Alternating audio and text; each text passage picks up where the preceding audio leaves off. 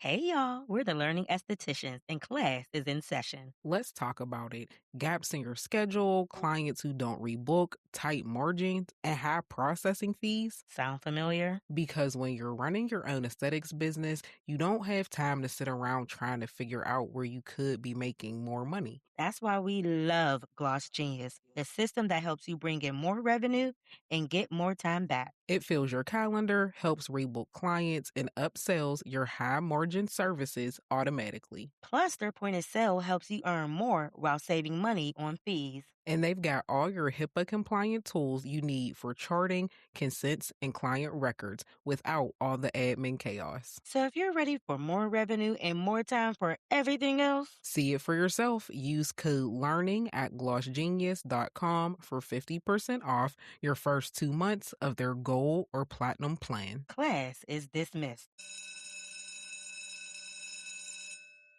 Welcome to the Learning Estheticians podcast, where esties come to glow, grow, learn, and find community.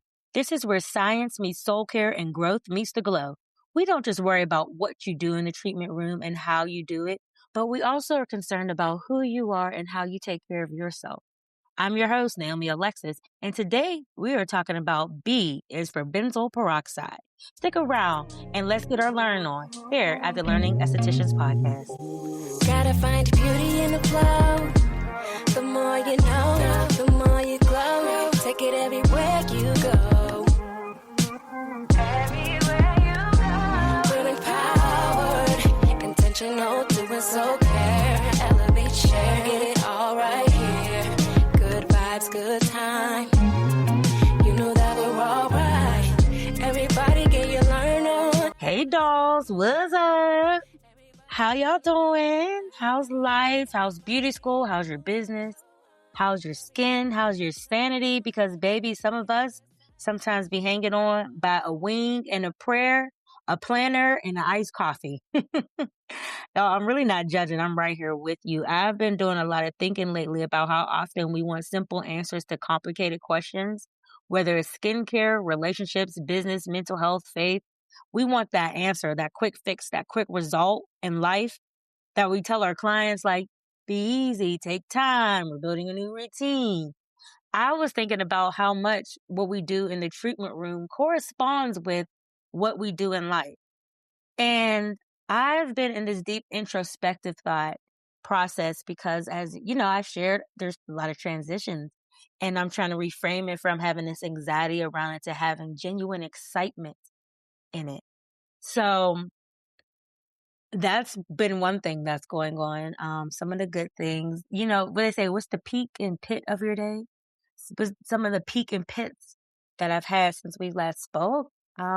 I recently this season started a social club in my area. I run a social club, an online social club, and a social club that's based here in Pittsburgh, Pennsylvania. So most of our events and our meetups and things are physically to be met in Pittsburgh, Pennsylvania. But some people are not ready to come out yet. Some people have social anxiety, or they're just easing into, you know, coming out of out of a stage of life and wanting to become more social again. And some people need to get a feel for things, and some people aren't in the area that maybe there isn't an online social group for them. I'm not sure, or maybe I attracted them, but I wanted to make sure that we're able to meet women where they are. But we had our last event about a week ago. It was the Candlelight Orchestra. Now, I didn't get to get in because they literally do not let you in if you come late. And I had a weird issue with my Uber. Then I came from Pittsburgh, and Pittsburgh right now has a lot of construction in detours, as well as they are building a new bridge in one of our very high traveled, most, or one of our parkways that is the most traveled, gets you to basically everywhere I need to go from where I live. So traffic is kind of crazy around there. So I was a couple minutes late, and I don't mind not being able to come in because, of course, I do not need to come in while they're playing. But when they take time to clap, or maybe they're introducing a new piece, I feel like they can plant little time where people can enter. Because if people can get up and leave, then we can also create little pockets for people to come in and enter. And I don't think it needs to be the whole entire show, but just a little bit of time. You know what I mean? Give the people a little bit of wiggle room because I was about 4 minutes late and I hung out outside till the girls came out because we were going to the orchestra and then going to a speakeasy here in the Pittsburgh area. And I wanted to give any of the ladies that weren't going to the speakeasy a gift because you always get a gift. But people were coming out in flocks, y'all. Like they were coming out like just very much over it. And I was just talking to everybody out there. And they were coming out because they said there was no ventilation. It was extremely hot in there. And then it was a 90s hip hop, like candlelight orchestra cover situation. And girly pronounced Nas. And people were just so thrown off by that. And I do think sometimes, when you're doing things like this, it's also important to find people that are true to the nature or the culture of the event that you're putting on. And so that was kind of missed. But other than that, the event was great. The ladies that were in there, they said they had an awesome time, that did last in there. They said it was beautiful, aside from those things. And we enjoyed the speakeasy. And I'm excited for our next event is actually a glass blowing event. Have any of you guys ever been glass blowing? I know I haven't, but we're going to be making some flowers. And so I'm excited for that. So that's pretty much all that's been going on in my life. It hasn't been that long since we chatted. So that's the latest and greatest. But I'm excited to go ahead and wrap up this and get into Lexplicit content where the conversation is always rated Lex and is made to make your soul glow. Just let it shine through, yeah. Just let your soul go. Okay, so let's chat. I know that life is very complex. And, I like to say I'm a complex girl. There's a lot of things that I had to reframe in my life to say that two things can be true. We want things sometimes to be good or bad, right or wrong, healthy or unhealthy, success or failure. But life, it doesn't work like that. If two things can be true at the same time, a relationship can be beautiful and exhausting. A job can be a blessing and still not be where you're supposed to stay. Sometimes we're like, oh, but God bless me with this. And, you want to hold it on or whomever you believe in, you feel like maybe you manifested this then. And it's like, I wanted this, but now you're ready to evolve. Two things can be true. You can be thankful for what you have and what you experience and still want more, still want to pivot or maybe even change or maybe let go. These things can be true. You could be healing and still have bad days. You could be grateful and still want more. A person can love you and still hurt you. And you can be growing, honey, and still struggling. Two things can be true at once. And I think one of the biggest signs of maturity is learning how to hold space for both. Because the truth is, most of these things aren't like black and white. They're nuanced. Life is colorful and life has a lot of gray areas. And sometimes we struggle because we're trying to force things into categories that they don't fit. It has to be in this box. It has to be this way. We want the certainty, but growth often lives in that gray area. So today I just wanted to leave you guys with thinking, where in my life am I forcing something to be either good or bad, one thing or the other? And when the truth is more complicated, what ways can I step back and look at this and hold space for all sides of it? And then what ways can you make sure you're holding space for all sides of you? And I had to think about this too, because I'm currently working and really hustling for a new piece of life and trying to change my ways. And I made a mistake. I miscalculated things. Some of the best math you can learn is how to calculate the future cost of your current decision. And when we start to look at our decisions and weigh them different and hold space for them different, we can see how it can fit into our current life and where we aim to be. So that's all I got for Lexplicit content, y'all. Let's go ahead and hop onto the Magic School Bus because it's time to get our learn on. And we're talking about B is for benzoyl peroxide. Strap up your seatbelts because it's time to go into the lessons lounge.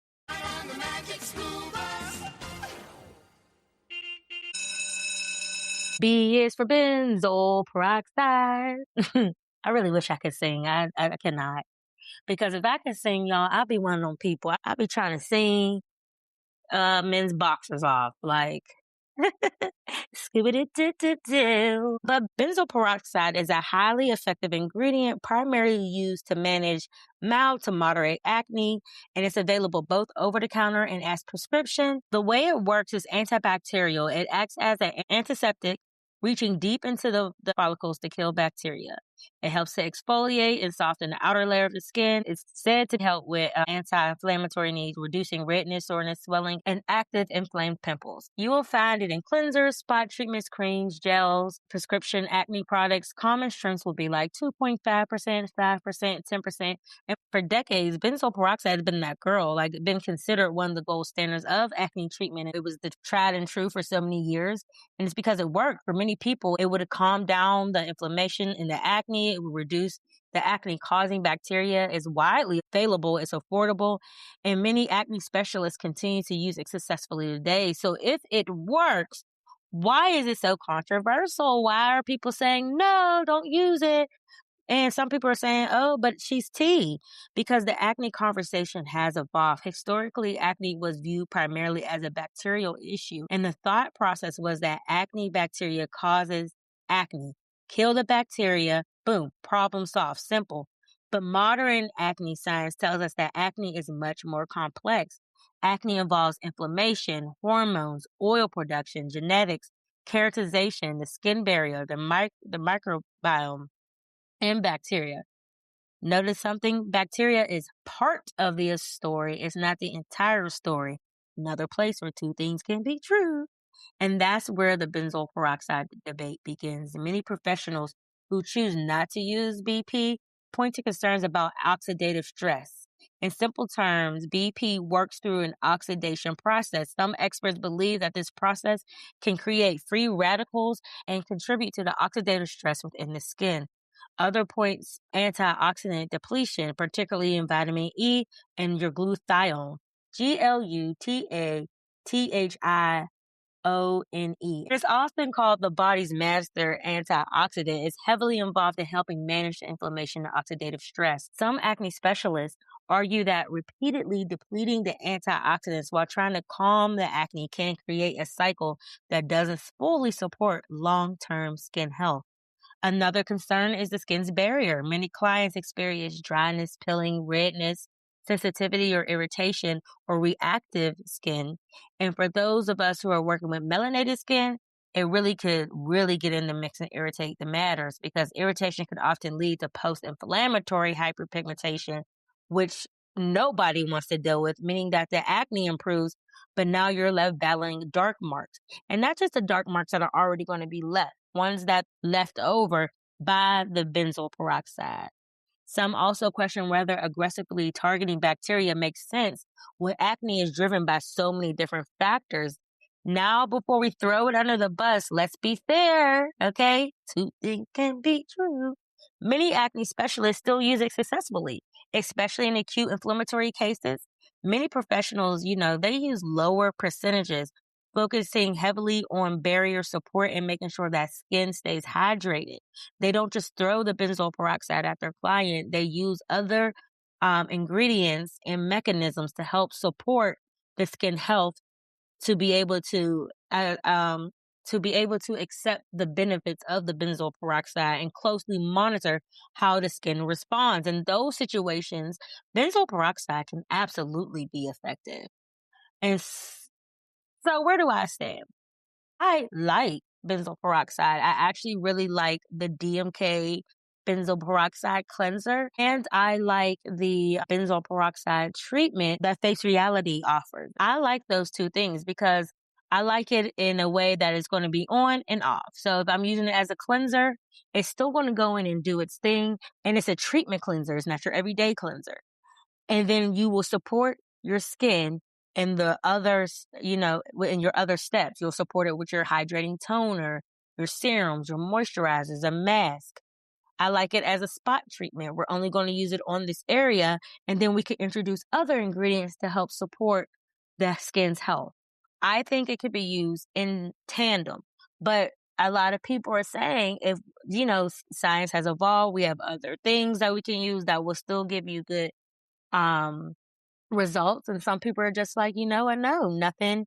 My approach is this way. I've had success, and nothing gives me that type of result like this.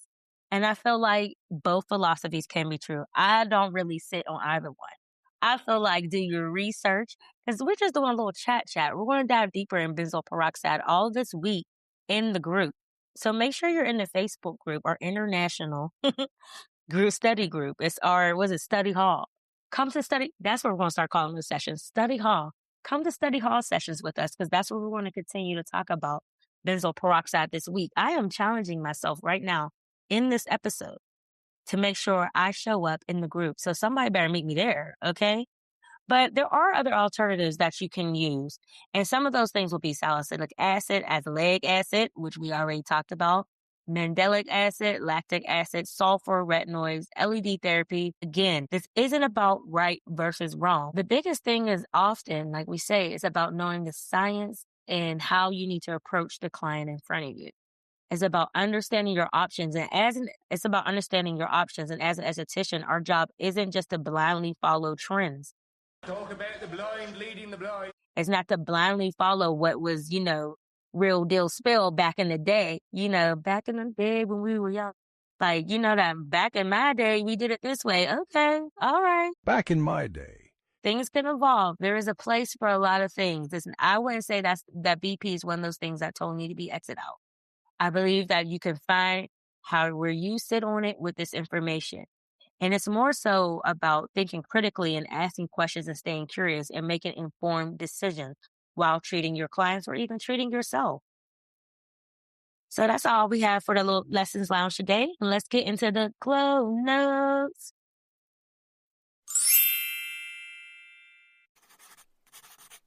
Glow note number 1. Acne is much more than bacteria. Glow note number 2.